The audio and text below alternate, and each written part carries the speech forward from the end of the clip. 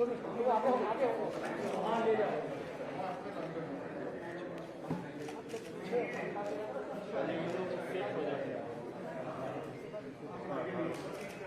Set कर सकते हैं। थोड़ा पीछे कर लो, यहाँ ले जाइए और पीछे आराम से हल्ला करते हैं।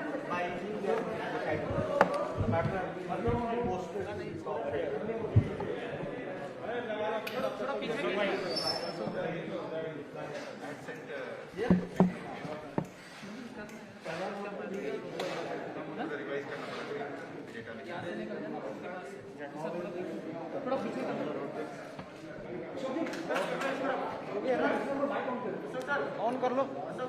2 मिनट कर लेते, 2 मिनट तो मूर्ति की तरफ करते, 2 मिनट।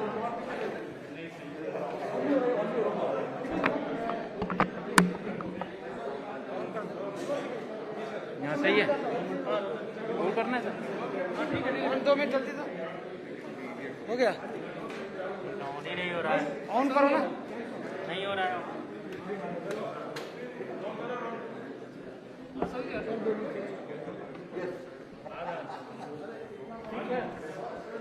ठीक है, ऑन हो गया।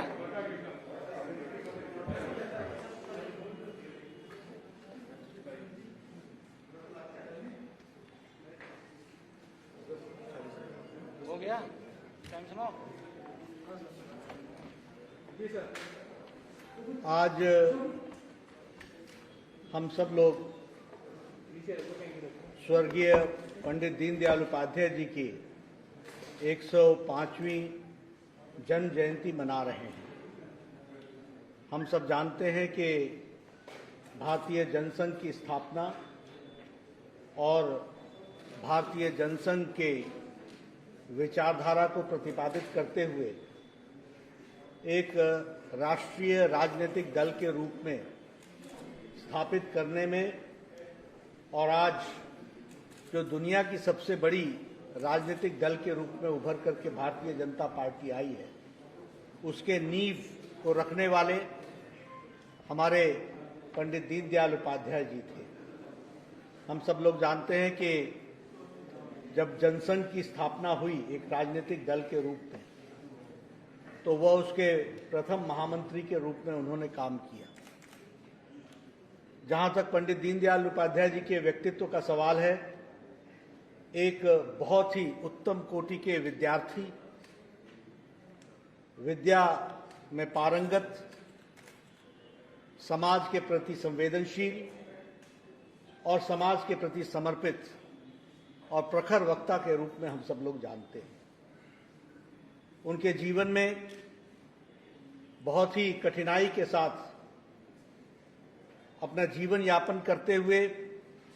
और परिवार का प्यार पाते हुए उन्होंने शिक्षा ली और एक उच्च कोटि के विद्यार्थी के रूप में वो आगे आए और जीवन में उनको सरकारी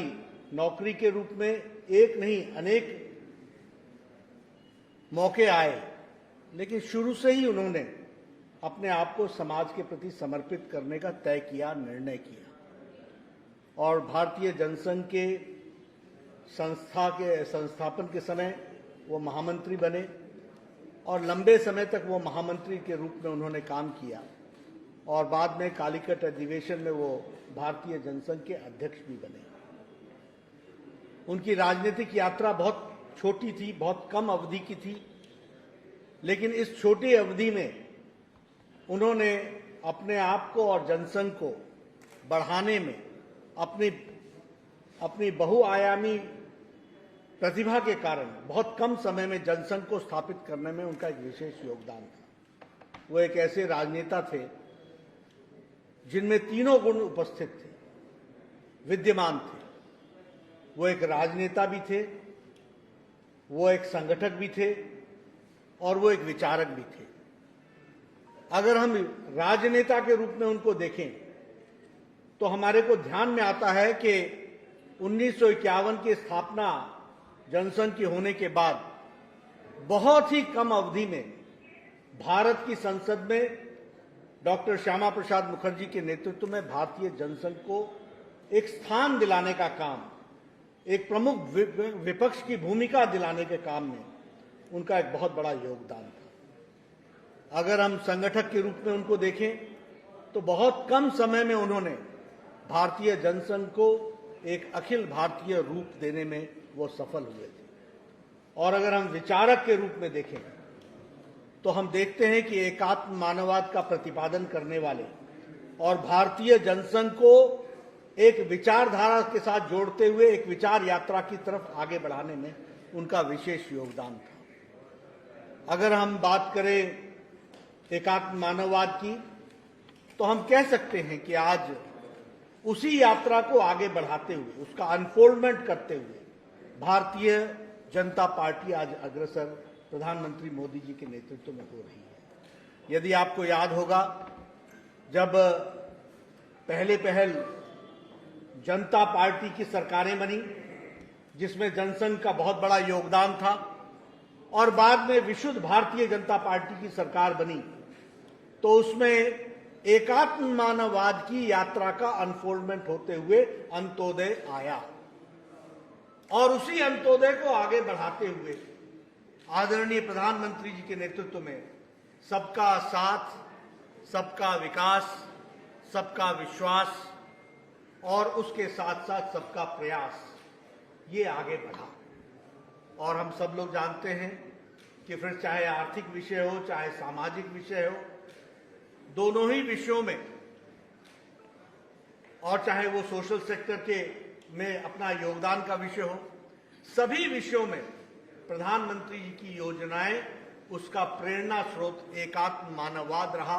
और अंत्योदय से वो यात्रा बढ़ते बढ़ते सबका साथ, सबका विकास, सबका विश्वास और सबके प्रयास तक पहुंचा है। फिर चाहे वो जनधन योजना हो, फिर चाहे वो इकोनॉमिक इंक्लूसिव के कार्यक्रम हो, फिर चाहे वो डायरेक्ट बेनिफिट ट्रांसफर हो, फिर चाहे वो आयुष्मान भारत हो, फिर चाहे वो उज्ज्वला योजना हो, फिर चाहे वो उजाला योजना हो, फिर चाहे वो प्रधानमंत्री गरीब कल्याण अन्न योजना हो, फिर चाहे वो प्रधानमंत्री गरीब किसान किसान योजना हो। ये सारी योजनाओं में अगर आप देखेंगे कि किसान को सबल बनाना, गरीबों को संबल बनाना, उनके लिए आर्थिक दृष्टि से उनको मजबूती प्रदान करना, उनके स्वास्थ्य की चिंता करना, स्वच्छता अभियान के माध्यम से महिलाओं का सशक्तिकरण करना, सौभाग्य योजना के तहत गरीब आदमियों के मूलभूत सुविधाओं को पहुंचाने की योजना बनाना, ये सारे कार्यक्रम जो प्रधानमंत्री मोदी जी के नेतृत्व में चल रहे हैं, यह एकात्म मानववाद के विकास यात्रा का एक परिणाम के रूप में हम सबको देखने को मिला है। और हम सब जानते हैं कि आज इन योजनाओं के तहत भारत की तस्वीर बदल रही है और भारत की स्थिति में जिस तरीके का आर्थिक उत्थान आया है, उन सब की वैचारिक यात्रा पंडित दीनदयाल उपाध्याय जी की विचार यात्रा से प्रारंभ होती है। आज हम लोग सभी बूथों पर उनका कार्यक्रम कर रहे हैं और इन बूथों के माध्यम से, जिनकी संख्या है 10,40,000 बूथों पर यह कार्यक्रम हो रहा है, और उनको हम याद करके उनके कार्यक्रम करके एक वैचारिक दृष्टि से हमको ताकत मिले, हमारे कार्यकर्ताओं को ताकत मिले और उस स्पष्टता के साथ हम समाज की सेवा में प्रधानमंत्री मोदी जी के नेतृत्व में आगे बढ़ें और देश को एक सबल राष्ट्र के रूप में हम आगे बढ़ाने में अपना योगदान करें। इस कामना के साथ आज 105वीं जयंती भारतीय जनता पार्टी के करोड़ों कार्यकर्ता अपने अपने सभी बूथों पर मना रहे हैं।